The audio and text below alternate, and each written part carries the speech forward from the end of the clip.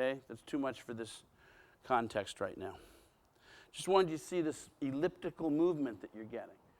Okay, so now, everybody have a seat? Ski once again.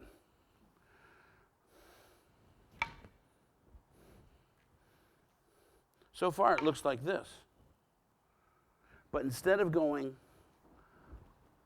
up and coming down, I'm going to go up and come from underneath. I'm going to make a full circle here. Boom. Okay, everybody see that? And since he has a guard, I don't want to be coming in along his sword. So what I'm going to do at the same time I do it, move left so that I get at his forearm.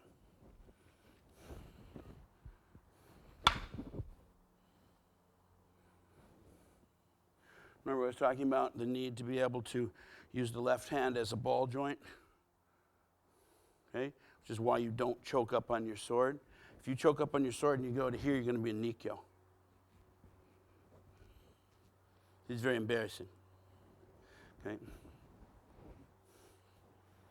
Right. So here's the move. My partner right now will not try and counter me or do anything. He's just going to do a good ski, and I'm going to practice this cut.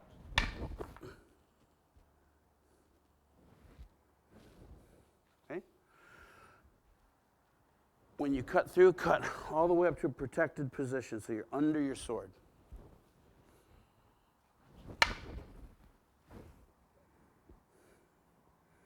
Okay, sword tip. Not out here. Boom. So here it is. 1. 1. And then I don't lose any momentum. In fact, I'm accelerating through this, so I'm getting faster. This is why I didn't go 0 to 60 to 0, and then 0 to 60. Boom, boom. This time I'm not stopping. Boom. So I'm accelerating the whole time. 1. Okay? So if you watch, by the time my blade is touching his sword, I have already stepped to the side. I'm positioning myself for the next. And the function of the sword is just to keep him from tracking me. Okay? In other words, if he sees this, he might go there. So what I'm going to do is I'm going to let him come in here. I'm going to put this up as I move out here.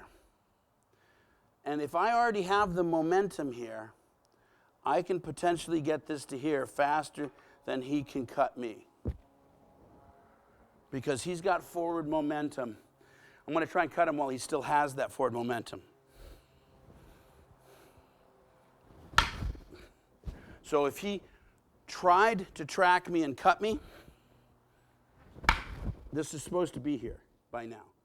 If he's turning towards me, he cuts himself. Okay, that's the idea. Okay, that's it fast. You can go slower.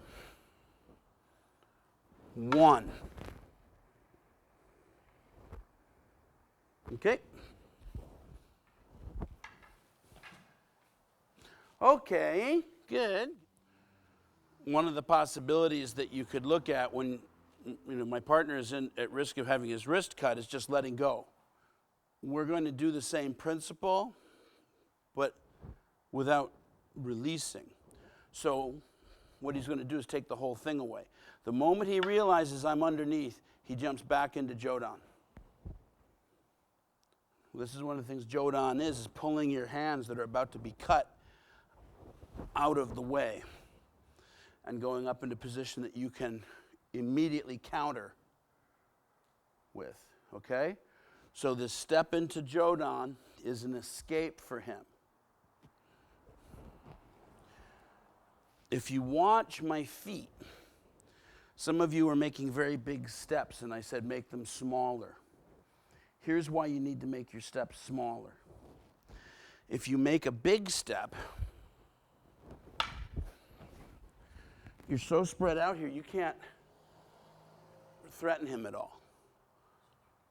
Okay? But if my feet are together when I do this spiral, I can be going out towards him as I cut. So if I see him escaping, I can move forward. So if you watch my feet, when I run this spiral, not only did I move here, but I brought it. My feet are together here as I start this cut. And if I see him moving back, I can step out towards him and chase him. Okay? So it's not so easy for him just to jump out of the way.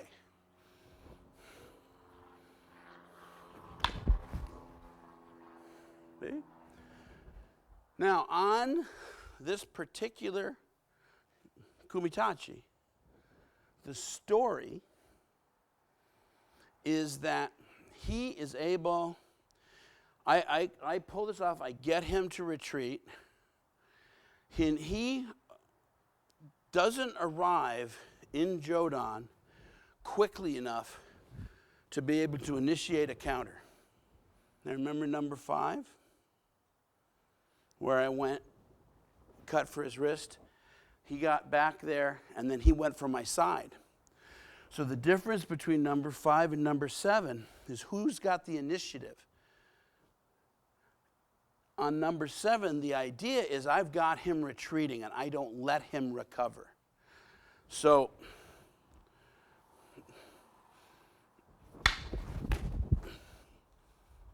he was still moving back. I caught him with his weight back, caught him evading me, and I went right into my ski off my cut. Bam, bam, one motion. And so then he has to do what I call a bailout move. Okay? You're going to save the bacon at the last second. Okay?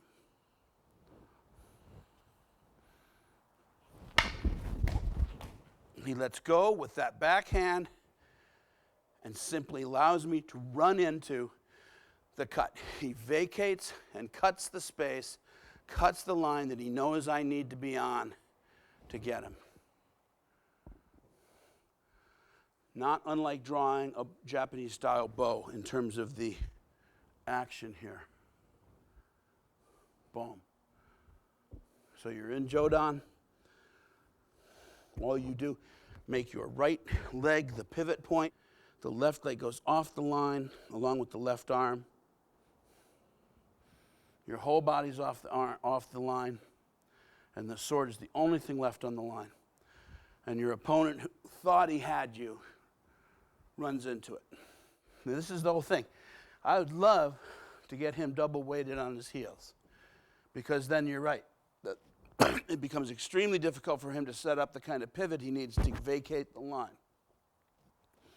So what he has to do, and this is why we always say soft legs, soft legs, soft legs.